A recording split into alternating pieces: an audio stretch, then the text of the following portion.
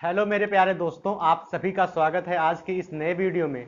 मेरे प्यारे दोस्तों, आज के इस वीडियो में हम लोग एंशियंट हिस्ट्री की इस एक नई श्रृंखला की शुरुआत कर रहे हैं। सबसे पहले आप लोगों को दो बातें स्पष्ट कर दें मेरे प्यारे दोस्तों। पहली बात तो ये है कि आपके चाहे आप बीएचयू बीए की एंट्रेंस की तैयारी करने लग रहे हो या फिर इलाहाबाद यूनिवर्सिटी की तैयारी कर रहे हो, तो अभी कल की ही अपडेट है। आप लोगों को भी पता हो गया कि जो आपको नेशनल टेस्टिंग एजेंसी एग्जाम करवाने वाली थी या आपके जो सभी यूनिवर्सिटी के कॉमन एग्जाम होने वाले थे उसको यूजीसी ने रद्द कर दिया, मतलब उसको खारिज कर दिया। और उसने कहा कि जितने भी विश्वविद्यालय हैं पहले पद्धति के आधार पर ही वो अपना सेपरेट वहां का विश्वविद्यालय प्रशासन, वहां के कंट्रोल ऑफ एग्जामिनेशन अपने एग्जाम कंडक्ट करवाएंगे। उसी क्रम में मेरे प्यारे दोस्तों, अब आप लोगों को यह भी पता हो गया होगा कि आप चाहे इलाहाबाद यूनिवर्सिटी की तैयारी कर रहे हो या फिर बीएचयू की तैयारी कर रहे हो, तो जो आपके प्रीवियस ईयर के सिलेबस थे और जो प्रीवियस ईयर के ही जितने प्रश्न आते थे उसी के आधार पे आपके प्रश्न आने हैं। तो इसी क्रम में हम लोग आज एंशियंट हिस्ट्री की एक नई श्रृंखला की शुरुआत कर रहे हैं। धीरे धीरे करके हम लोग सारे ही चैप्टर खत्म कर रहे होंगे। पूरी एंशियंट के बाद मेडिवल और मॉडर्न हिस्ट्री तक भी खत्म कर रहे होंगे आने वाले एक महीना के अंदर। अब लगभग डेली बाय डेली हम लोग एक चैप्टर लगभग खत्म करेंगे और धीरे धीरे चीजों को मजबूत बनाएंगे। इसी क्रम में मेरे प्यारे दोस्तों, आज मैंने एक एंशियंट हिस्ट्री का बहुत ही महत्वपूर्ण चैप्टर उठाया है, सिंधु घाटी सभ्यता। इसी से हम लोग शुरू करेंगे, फिर वैदिक सभ्यता पर जाएंगे, फिर जैन धर्म बौद्ध धर्म पढ़ेंगे, फिर मगध साम्राज्य होते हुए फिर उसके बाद हम लोग मध्यकालीन भारत तक भी पहुंच जाएंगे।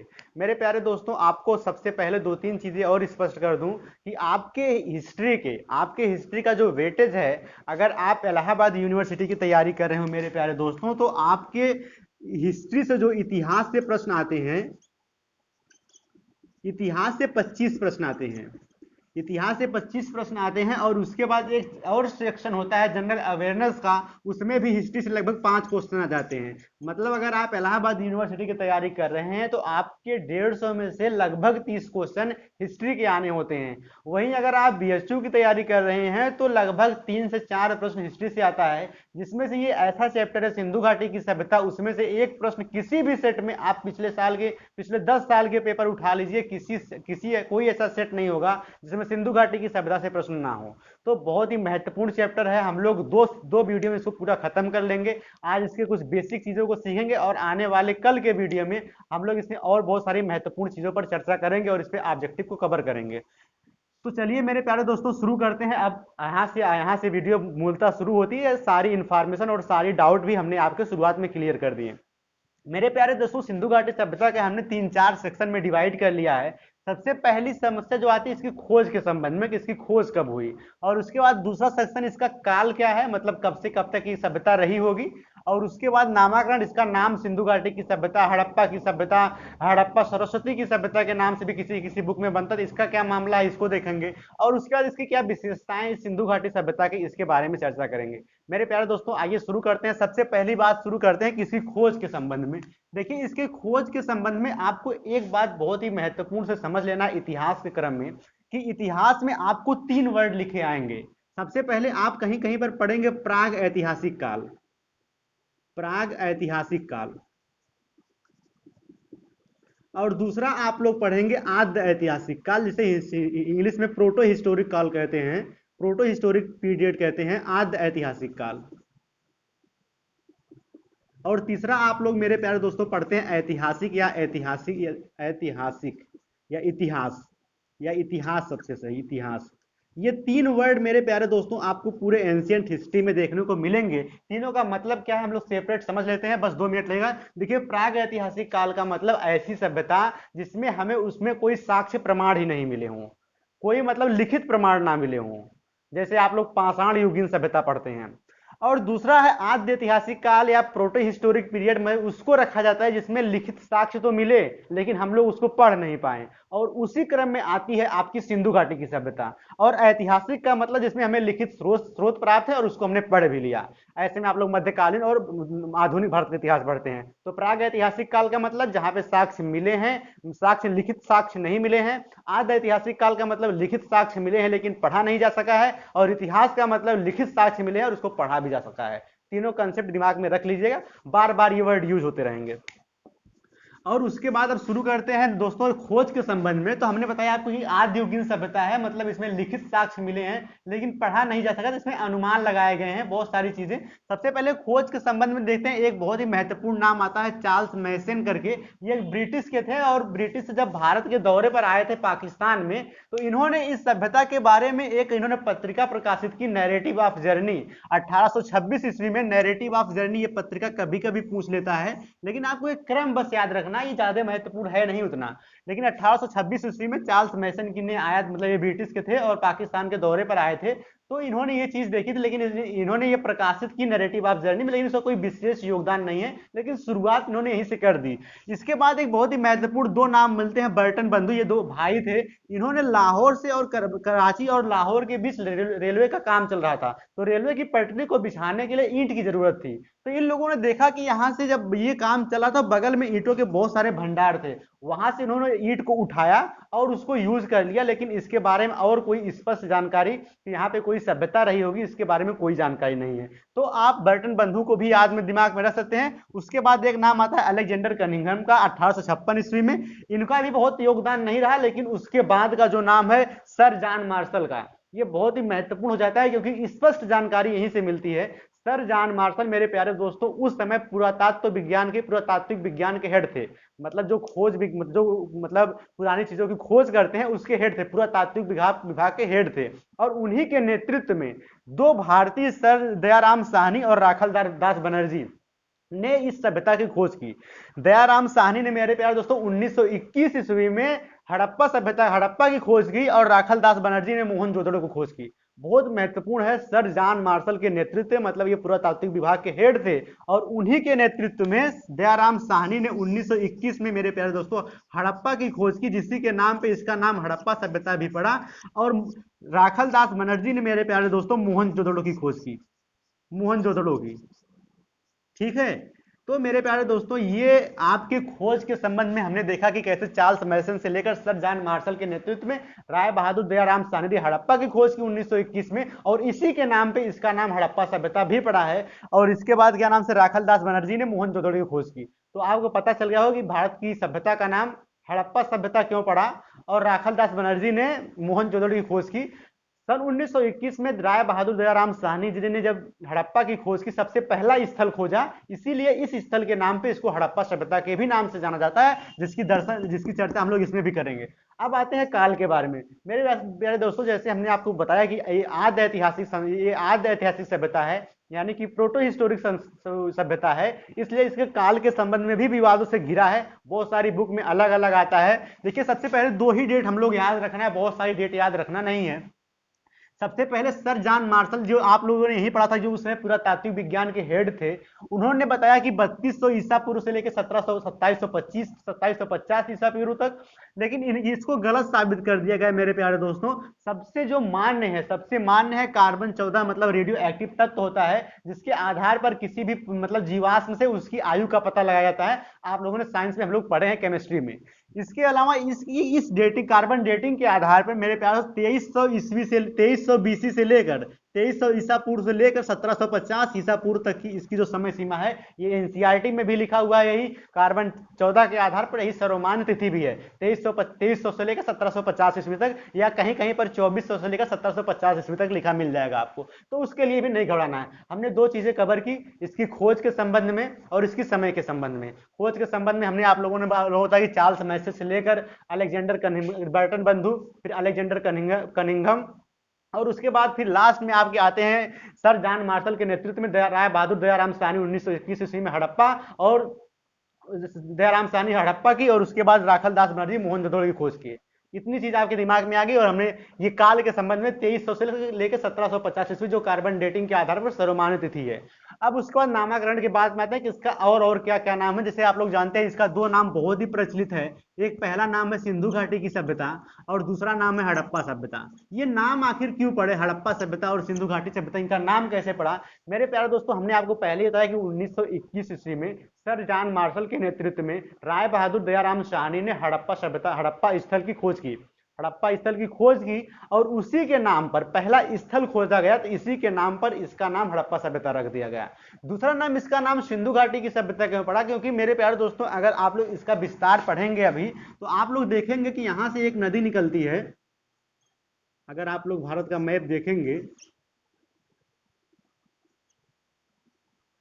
अगर आप लोग देखें तो यहाँ से एक नदी निकलती है सिंधु नदी, और ये ऐसे जाके अरब सागर में मिलती है लास्ट में। तो जितने भी स्थल उस समय खोदे जाए, चाहे हड़प्पा हो, मोहनजोदड़ो हो, इधर आएंगे बलूचिस्तान में हो, ये सारे ही स्थल सिंधु नदी के आसपास ही मिल रहे थे। ये जो नदी का विस्तार है ये सिंधु नदी है, और सिंधु नदी की सहायक नदियां चिनाब है, झेलम है, चिनाब है, रावी है, सतलज है, ब्यास है। तो इन्हीं के आसपास सिंधु नदी या सिंधु नदी की सहायक नदियों के आसपास ही सारे स्थल मिल रहे थे। इसलिए मेरे प्यारे दोस्तों इस सभ्यता को सिंधु घाटी सभ्यता का नाम दिया गया, क्योंकि सारे ही स्थल सिंधु नदी के आसपास मिल रहे थे। तो आप लोग ये भी नाम जान लिए कि सिंधु घाटी की सभ्यता का नाम सिंधु घाटी सभ्यता क्यों पड़ा और हड़प्पा सभ्यता क्यों पड़ा। अब सबसे इंपॉर्टेंट चीज पर हम लोग डिस्कशन करते हैं कि इसकी विशेषता के बारे में, इसकी विशेषता क्या है। सबसे पहली विशेषता मेरे प्यारे दोस्तों है कि ये एक नगरीय सभ्यता है। सबसे पहली विशेषता है मेरे प्यारे दोस्तों कि ये एक नगरीय सभ्यता है। देखिए नगरीय सभ्यता का मतलब क्या है, देखिए भारत में क्या है कि ये जो सिंधु घाटी की सभ्यता है ये सबसे प्राचीन सभ्यताओं में से एक है, यानी कि मेसोपोटामिया की सभ्यता, वांगो नदी की सभ्यता, नील या मिस्र नदी की सभ्यता के समकालीन है। आप लोग पढ़े होंगे, मतलब अगर दिमाग में रखेंगे ये चीज तो ये बहुत ही प्राचीन सभ्यता है। इसके पहले जब तक इसकी खोज नहीं हुई थी तो भारत में वैदिक सभ्यता या लौह युगीन सभ्यता को सबसे प्राचीन सभ्यता माना जाता है। और मेरे प्यारे दोस्तों सबसे मजेदार बात यह है कि जो लौह युगीन या वैदिक सभ्यता वो ग्रामीण सभ्यता है। ग्रामीण सभ्यता का मतलब यह है जैसे एक गांव है और एक शहर है, गांव है एक शहर या नगर, जैसे मान लीजिए एक गांव का है और एक दिल्ली नगर है। तो ये जो दिल्ली एक नगरीय सभ्यता हो गई और जो ग्रामीण सभ्यता है जो गांव वाली एरिया है। तो वैदिक सभ्यता एक ग्रामीण सभ्यता रही और सिंधु घाटी सभ्यता एक नगरीय सभ्यता है। इस क्रम में आप लोगों को देखने पर थोड़ा सा उल्टा लगता है, भारतीय इतिहास का जो क्रम है सभ्यता का वो थोड़ा सा उल्टा दिखता है। पहले नगरीय है और फिर वैदिक सभ्यता ग्रामीण सभ्यता है। तो सिंधु घाटी सभ्यता एक नगरीय सभ्यता है, ये बात आपको दिमाग में रखना है। और सबसे दूसरी बात जो है ये एक दूसरी बात ये इसकी विशेषता है, ये एक आदियुगीन सभ्यता है या प्रोटो हिस्टोरिक पीरियड की सभ्यता है, जिसमें हमने आपको बताया कि इसमें लिखित साक्ष्य तो हैं लेकिन उसको पढ़ा नहीं जा सका है। दूसरी विशेषता दिमाग में रखना है। तीसरी बात, इसको आप पढ़ेंगे, इसको कांस्य युगीन सभ्यता भी कहते हैं। कांस्य युगीन सभ्यता क्यों कहते हैं मेरे प्यारे दोस्तों कि इस समय में एक धातु खोदी गई जिसका नाम था तांबा। मेरे प्यारे दोस्तों आप लोग पढ़े होंगे साइंस में कि तांबा के साथ एक धातु मिलती है टिन, तांबा और टिन मिलकर बनता है कांसा। और मेरे प्यारे दोस्तों इस सभ्यता में, सिंधु घाटी की सभ्यता में कांसा धातु की यूज सबसे ज्यादा हुआ। कांसा धातु का यूज सबसे ज्यादा हुआ कहां बताइए, सिंधु घाटी सभ्यता में। इसलिए इसे कांस्य युगीन सभ्यता के नाम से भी जाने जाते हैं। आप लोग इतिहास में देखेंगे कि जिस काल में, जिस पीरियड में जिस चीज का बहुत ज्यादा उपयोग होता है उस सभ्यता का नाम उसके आधार पर दे दिया जाता है। जैसे आप लोग पाषाण युगीन सभ्यता पढ़ेंगे तो उसमें जो मतलब पत्थर के यूज हुए थे इसलिए उसको पाषाण युगीन सभ्यता कहा गया। आप लोग वैदिक सभ्यता पढ़ेंगे उसमें लोहे का यूज हुआ था इसलिए उसको लौह युगीन सभ्यता कहते हैं। मेरे प्यारे दोस्तों उसी तरह आपको दिमाग में रखना है कि इसमें कांसे का यूज हुआ था इसलिए कांस्य युगीन सभ्यता भी कहते हैं। तीसरी बात मेरे प्यारे दोस्तों आपको याद रखना है कि ये जो इसकी मतलब ये मात्र सत्तात्मक थी, मात्र सत्तात्मक थी। अगर आप लोग वैदिक सभ्यता पढ़ेंगे तो वहां पे पितृ सत्तात्मक होती है। जैसे आप लोग पढ़ते हैं कि जो मतलब मात्र सत्तात्मक का मतलब माताओं का वर्चस्व या ज्यादा हो और पितृ सत्तात्मक का मतलब वहां पे मतलब पुरुष का वर्चस्व ज्यादा हो। तो ये एक मात्र सत्तात्मक सभ्यता थी। ये तीन बात आप लोगों को याद हो गई होगी। और चौथी विशेषता के बारे में अगर हम आप लोगों से बात करें मेरे प्यारे दोस्तों तो ये इसमें जो था इसमें व्यवसाय भी होता था। ये देखिए एक नगरीय सभ्यता थी और नगरीय सभ्यता होने के नाते इसमें व्यवसाय का भी प्रचलन था। तो ये इसकी विशेषता के रूप में आप लोगों को 3-4 पॉइंट याद रखना कि नगरीय सभ्यता थी, आदि युगीन सभ्यता थी या कांस्य युगीन सभ्यता थी, मात्र सत्तात्मक थी और इसमें जो व्यवसाय का भी प्रचलन था। अब इसके बाद हम लोग देखिए इससे बहुत ज्यादा प्रश्न नहीं आते हैं, अभी तक हम लोग इसकी बेसिक स्ट्रक्चर ही समझ रहे थे और बेसिक चीजों पर ही मतलब फोकस करने लग रहे थे। मेरे प्यारे दोस्तों अब के बाद की जो चीजें होंगी वो आपके एग्जाम में सीधे इफेक्ट करेंगी। मेरे प्यारे दोस्तों आज के इस वीडियो में हम लोग बस एक टॉपिक पे और डिस्कस करेंगे, इसका विस्तार क्या था कि सिंधु घाटी सभ्यता कहां कहां तक फैली थी। लेकिन उससे पहले मैं आप लोगों को इसको रिवाइज करवा देता हूं, एक बार दिमाग को यहां पे स्थिर रखिए। सबसे पहले आपको आसानी से सुनना है और उसके बाद कॉपी कलम रख के बस सुनते रहना है। देखिए सबसे पहले चार्ल्स मैसन 1826 ईस्वी में नैरेटिव ऑफ जर्नी में इसका उल्लेख करते हैं, लेकिन कोई स्पष्ट जानकारी नहीं आती है। 1856 में बर्टन बंधु लाहौर और कराची के बीच रेलवे का काम चल रहा था, उन्होंने ईट को यूज में ले लिया, लेकिन उसकी कोई स्पष्ट जानकारी नहीं दी। उसके बाद अलेक्जेंडर कनिंघम आते हैं, उन्होंने भी कोई स्पष्ट जानकारी नहीं दी। उसका सबसे महत्वपूर्ण आपको याद रखना है कि सर जॉन मार्शल के नेतृत्व में, जो उस समय पुरातात्विक विज्ञान के हेड थे, उनके नेतृत्व में राय बहादुर दयाराम साहनी और राखल दास बनर्जी 1921 ईस्वी में राय बहादुर दयाराम साहनी ने हड़प्पा की खोज की, और उसके बाद राखल दास बनर्जी ने आपके मोहनजोदड़ो की खोज की, और राय बहादुर दयाराम साहनी के हड़प्पा के खोजने के नाम से इसका इसी सभ्यता का नाम हड़प्पा सभ्यता भी रखा गया। उसके बाद हम लोग काल की बात करें तो काल में आपको दो नाम बस याद रखना है। सर जॉन मार्शल में बताया कि 3200 से लेकर 2700 तक है, उसको नहीं याद रखना है। कार्बन 14 के आधार पर, कार्बन डेटिंग के आधार पर जो सर्वमान्य तिथि है 2300 ईसा पूर्व से लेकर 1750 ईसा पूर्व तक है। उसके बाद हम लोग नामाकरण के बारे में पढ़े कि इसकी सिंधु घाटी सभ्यता का नाम इसलिए पड़ा क्योंकि उस समय जो सर्वाधिक स्थल थे वो सिंधु नदी के समीप मिल रहे थे। उसके बाद हड़प्पा क्यों पड़ा, क्योंकि 1921 ईस्वी में राय बहादुर दयाराम साहनी ने हड़प्पा नगर की खोज की थी, इसी के आधार पर इसका नाम हड़प्पा सभ्यता पड़ा। उसके बाद हम लोग कुछ विशेषता देखी, जैसे नगरीय सभ्यता थी, ये कांस्ययुगीन सभ्यता थी, ये मात्र सत्तात्मक थी, और उसके बाद लास्ट में हम लोग देखे हैं कि इसमें व्यवसाय का प्रचलन था। अब सबसे इंपॉर्टेंट चीज हम लोग मेरे प्यारे दोस्तों पढ़ते हैं कि इसका विस्तार क्या था। उसके बाद कल का जो वीडियो होगा उसमें सारी ही महत्वपूर्ण फैक्ट जो आपके एग्जाम के पॉइंट ऑफ व्यू से इंपॉर्टेंट है सारे हम उसमें कवर करा देंगे, और उसके बाद से ये चैप्टर फिनिश हो जाएगा। एक टॉपिक और इसका विस्तार क्या था बस देख लेते हैं।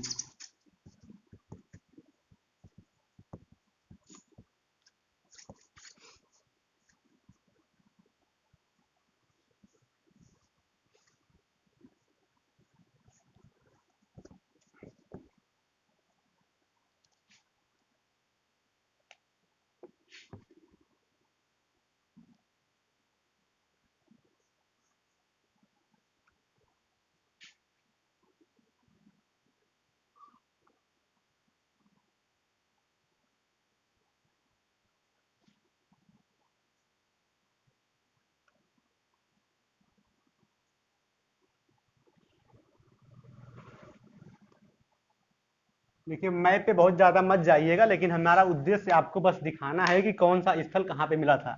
देखिए सिंधु घाटी सभ्यता का जो विस्तार है वो भारत के पश्चिम उत्तर में है। देखिए सबसे इसका जो उत्तरी स्थल है वो यहाँ पर है जम्मू कश्मीर में, और यहाँ पे जो सबसे नीचे निचला स्थल है वो महाराष्ट्र में है, और जो सबसे पूर्वी स्थल है वो आपका है उत्तर प्रदेश में, उत्तर प्रदेश के आलमगीरपुर मेरठ में, और जो सबसे पश्चिमी स्थल है यहाँ पे बलूचिस्तान में एक स्थान है जिसका नाम है सुतकागेडोर। सुतकागेडोर। मेरे प्यारे दोस्तों ये जो सिंधु घाटी सभ्यता का विस्तार है अगर आप लोग देख पा रहे होंगे, इसको ऐसे मिला देते हैं, अगर यहाँ से इसको यहाँ से मिला दें, इसको यहाँ से मिला दें, और इसको यहाँ से मिला दें, और इसमें ऐसे ऐसे पेंटिंग कर दें थोड़ी सी। तो मेरे प्यारे दोस्तों आप लोग देख पा रहे होंगे जो सिंधु घाटी का सभ्यता का विस्तार है वो पश्चिम से लेकर मतलब भारत के उत्तर पश्चिम में है, और सबसे जो इसका पूर्वी स्थल है, जो सबसे पूर्वी स्थल जो सबसे पश्चिमी स्थल है वो बलूचिस्तान के सुतगागेडोर में है, पूर्वी स्थल उत्तर प्रदेश के आलमगीर में है, उत्तरी स्थल जम्मू कश्मीर में है, और लास्ट में आपका दक्षिणी स्थल महाराष्ट्र में है। अब आपको इसमें इसका विस्तार में एक चीज ध्यान रखनी है, जो इसकी एरिया है ये लगभग 13 लाख वर्ग किलोमीटर में फैला है, और जिसको इसका आकार है मेरे प्यारे दोस्तों ये त्रिभुजाकार आकार में फैला हुआ है। इसके बाद आप लोगों को तीन चीज और एक महत्वपूर्ण चीज याद रख लेनी है, ये जो चारों मतलब जो इसकी जो लास्ट सीमाएं हैं ये किस नदी के किनारे स्थित हैं।